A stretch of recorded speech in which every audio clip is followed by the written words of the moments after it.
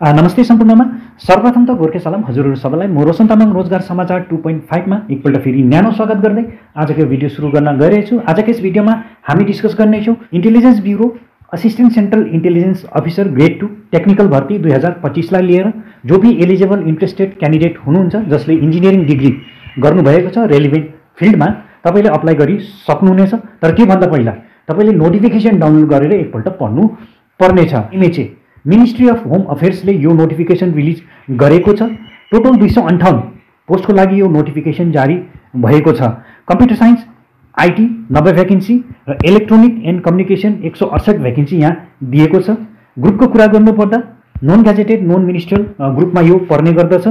जो भी eligible interested candidate हुनुहुन्छ ध्यान दिनुहोस्, अप्लाई गर्नु अगाडि तपाईको गेट स्कोर चेक हुनेछ। 2023, 24, 25 मा तपाईले गेट एक्जामिनेसन अपियर गर्नु भएको छ भने मात्र तपाईले अप्लाई गरिसक्नु हुनेछ। 25 अक्टोबरदेखि लिएर 16 नोभेम्बर 2025 सम्म तपाईले एमएचए को अफिसियल वेबसाइटमा गएर अप्लाई गर्नु सक्नुहुनेछ। नोटिफिकेसन की हाइलाइटको कुरा गर्नुपर्दा जब टाइटल छ तपाईको SEO grade 2 technical. Total vacancy 258 दिएको छ। एज लिमिटको कुरा गर्नुपर्दा 18 सालदेखि लिएर 27 साल तपाईको एज हुनु पर्यो। यो सामान्य वर्गको लागि यानी कि जनरल क्यान्डिडेटको लागि। मन्थली स्यालेरी तपाईको लेभल 7 44,900 रुपैयाँदेखि लिएर 1,42,400 रुपैयाँ यो तपाईको बेसिक पे हो। मिनिमम क्वालिफिकेसनको कुरा गर्नुपर्दा बीई बीटेक तपाईले मास्टर्स गर्नुभएको छ र गेट स्कोर भ्यालिड हुनु पर्यो। सेलेक्सन प्रोसेस तपाईको गेट सर्टलिस्टिङ हुनेछ, स्किल टेस्ट र इन्टरभ्यू हुनेछ। यहाँ तपाईको रिटन एक्जामिनेसन हुने छैन, ध्यान दिनुहोस् यो कुरोलाई। जब location across India. Last date तपाईको 16 नोभेम्बर 2025 यानी कि सन्डेसम्म तपाईले अनलाइन अप्लाई गर्नु सक्नुहुनेछ। भ्याकेन्सी लिस्टको कुरा गर्नुपर्दा डिसिप्लिन र टोटल भ्याकेन्सी यहाँ तपाईले देख्न सक्नुहुनेछ। कम्प्युटर साइन्स र आईटी को लागि 90 भ्याकेन्सी दिएको छ जसमा अनरिजर्भ 40, ईडब्ल्यूएस 7, ओबीसी 24, एससी 13 र एसटी लाई 6 दिएको छ। इलेक्ट्रोनिक एन्ड कम्युनिकेसन पोस्टको लागि 168 भ्याकेन्सी जसमा अनरिजर्भ 74, ईडब्ल्यूएस 14, ओबीसी 44, एससी 24 र एसटी लाई 12 भ्याकेन्सी दिएको छ।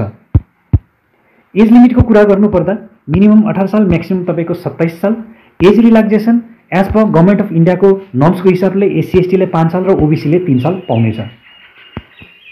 एलिजिबिलिटी क्राइटेरियाको कुरा गर्नुपर्दा बीई बीटेक इन्जिनियरिङ ग्रेजुएट तपाईले ECE, ENT, IT, CSC, computer engineering relevant फिल्डमा गरेको हुनु पर्यो।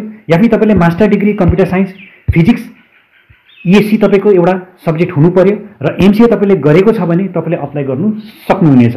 भ्यालिड गेट स्कोर 2023, 24 र 25 को तपाईको पासमा हुनु पर्यो, तब गएर मात्र तपाईले अप्लाई गर्नु सक्नुहुनेछ। सेलेक्सन प्रोसेसको कुरा गर्नुपर्दा सर्ट लिस्टिङ जो गेट स्कोर छ त्यसको बादमा स्किल टेस्ट र इन्टरभ्यू हुनेछ। रिटन एक्जामिनेसन तपाईको हुने छैन। एप्लिकेसन फीको कुरा गर्नुपर्दा क्याटेगोरी र एप्लिकेसन फी तपाईले यहाँ देख्न सक्नुहुनेछ। अनरिजर्भ यानी कि सामान्य वर्ग ईडब्ल्यूएस र ओबीसी मेल क्यान्डिडेटले 200 रुपैयाँ दिनुपर्नेछ। जो रिजर्भ क्याटेगोरी छ उहाँहरूले 100 रुपैयाँ दिनुपर्नेछ। पेमेन्ट मेथड तपाईले अनलाइन या फिर तपाईले एसबीआई को चालानको थ्रु दिनु सक्नुहुनेछ। इम्पोर्टेन्ट डेटको कुरा गर्नुपर्दा अनलाइन रेजिस्ट्रेसन तपाईको 25 अक्टोबर 2025 बाट सुरु भइसकेको छ। लास्ट डेट तपाईको 16 नोभेम्बर 2025 रातिको 11:59 सम्म तपाईले अनलाइन अप्लाई गर्नु सक्नुहुनेछ। फी पेमेन्ट तपाईले 16 नोभेम्बर 2025 रातिको 11:59 सम्म तपाईले गर्नु सक्नुहुनेछ। अफलाइन चालान तपाईले 18 नोभेम्बर 2025 ब्याङ्किङ आवरमा तपाईले गर्नु सक्नुहुनेछ। इम्पोर्टेन्ट लिङ्कको कुरा गर्नुपर्दा सर्ट नोटिफिकेसन, डिटेल नोटिफिकेसन र अनलाइन अप्लाई लिङ्क तपाईले भिडियोको डिस्क्रिप्सन बक्समा पाउनु सक्नुहुनेछ। यदि तपाई अप्लाई गर्न चाहनुहुन्छ भने सर्वप्रथम तपाईले आईबी को अफिसियल वेबसाइट भिजिट गर्नुपर्नेछ जसको लिङ्क तपाईले भिडियोको डिस्क्रिप्सन बक्समा पाउनु सक्नुहुनेछ। रेजिस्ट्रेसनको कारबाही गर्दा ध्यान दिनुहोस्, जो मोबाइल नम्बर र तपाईको इमेल आईडी छ भ्यालिड तपाईले फिल गर्नुपर्नेछ। त्यसको बादमा आईडी र पासवर्ड पाएपछि लगइन गरेर तपाईले फर्दर एप्लिकेसन फर्म भर्नु सक्नुहुनेछ। एप्लिकेसन फर्म भर्दा जो भी डिटेल मागेको छ सोधेको छ सही तपाईले भर्नुपर्नेछ। केही डकुमेन्ट तपाईले अपलोड गर्नुपर्नेछ जस्तै तपाईको फोटोग्राफ, सिग्नेचर र डकुमेन्टमा गेट स्कोर कार्ड र एजुकेसन सर्टिफिकेट सही फाइल फर्मेटमा तपाईले अपलोड गर्नु पर्नेछ। फी पेमेन्ट गरिसकेपछि तपाईले आफ्नो एप्लिकेसन फर्म सबमिट गर्नु सक्नुहुनेछ। ध्यान दिनुहोस्, सबमिट गर्दा एकपल्ट एप्लिकेसन फर्मलाई प्रिभ्यू गरेर चेक गर्नु पर्नेछ। 16 नोभेम्बर 2025 सम्म तपाईले आफ्नो एप्लिकेसन फर्म सबमिट गर्नु सक्नुहुनेछ। त यो थियो अप्लाई गर्नेको तरिका। यदि आजको यो भिडियो तपाईलाई इन्फर्मेटिभ लाग्यो र राम्रो लाग्यो भने भिडियोलाई लाइक, शेयर र जो च्यानल छ त्यसलाई सब्स्क्राइब पक्का गरिदिनु होला ताकि जो भी म नयाँ भिडियो युट्युबमा अपलोड गर्छु त्यो सर्वप्रथम तपाईले देख्न सकोस् र त्यसबाट तपाईलाई फाइदा होस्, आजको लागि यति नै। नेक्स्ट भिडियो फेरि म लिएर आउनेछु अर्को नयाँ नोटिफिकेसन लिएर। तबसम्मको लागि मलाई बिदा दिनुहोस्। जय हिन्द, जय गोर्खा।